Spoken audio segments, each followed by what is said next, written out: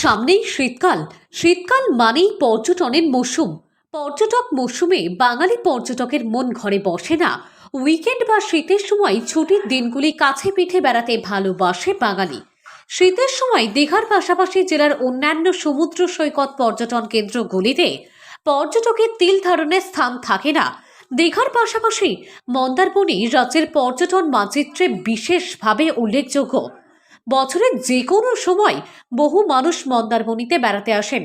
তবে এবার প্রশাসনের এই নির্দেশে পর্যটন মৌসুম শুরুর আগে হুলস্থুল কাণ্ড মন্দারমণিতে।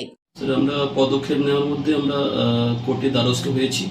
স্টের জন্য আমরা অলরেডি পেয়ার করেছি, তাতে আমাদের 20 তারিখে আমাদের ডেট আছে। তো আমরা কোর্টের উপরেই আমরা যাচ্ছি, আমরা টোটালি লিগেলের উপরেই যাচ্ছি। পর্যটন মানচিত্র তো টোটালি মুছে যাবে। আর সব থেকে বড় হবে আমাদের কালিন্দী 8 নম্বর পঞ্চায়েত এবং পাশাপাশি আরও 2-3টে পঞ্চায়েত, পুরো ইকোনমিটা শেষ হয়ে যাবে। এখানে যত আপনারা রাজ্যের পর্যটন মানচিত্রে দীঘার পাশাপাশি মন্দারমণি একটি বিশেষ জায়গা করে নিয়েছে। শেষ কয়েক বছরে পূর্ব মেদিনীপুর জেলার এই সৈকত নগরীতে পর্যটকদের আনাগোনা ভীষণভাবে বেড়েছে। পর্যটকদের আনাগোনা বাড়ার সঙ্গে পাল্লা দিয়েই বেড়েছে হোটেল ও রিসর্ট। মন্দারমণি পর্যটন কেন্দ্র ঘিরে গড়ে উঠেছে বিকল্প কর্মসংস্থান সহ নানা কর্মসংস্থান। মন্দারমণিতে হোটেল রিসর্ট গড়ে ওঠার পেছনে অভিযোগ কোস্টাল রেগুলেশন অ্যাক্ট মানা হয়নি।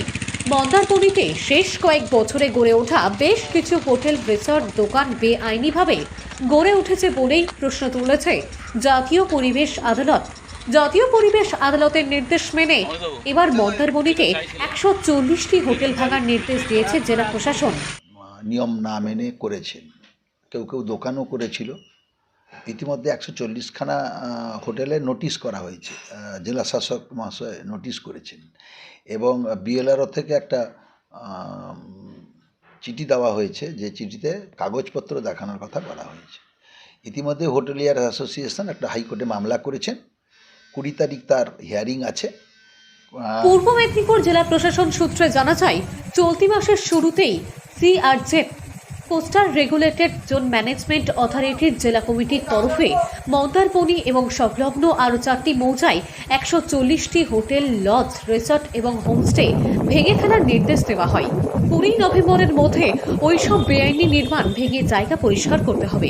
সেই নির্দেশকে মান্যতা দিয়েই পূর্ব মেদিনীপুর জেলা প্রশাসন মন্দারমণি জুড়ে বেআইনি হোটেল, রিসর্ট, হোমস্টে ভেঙে ফেলার নির্দেশিকা দিয়েছে।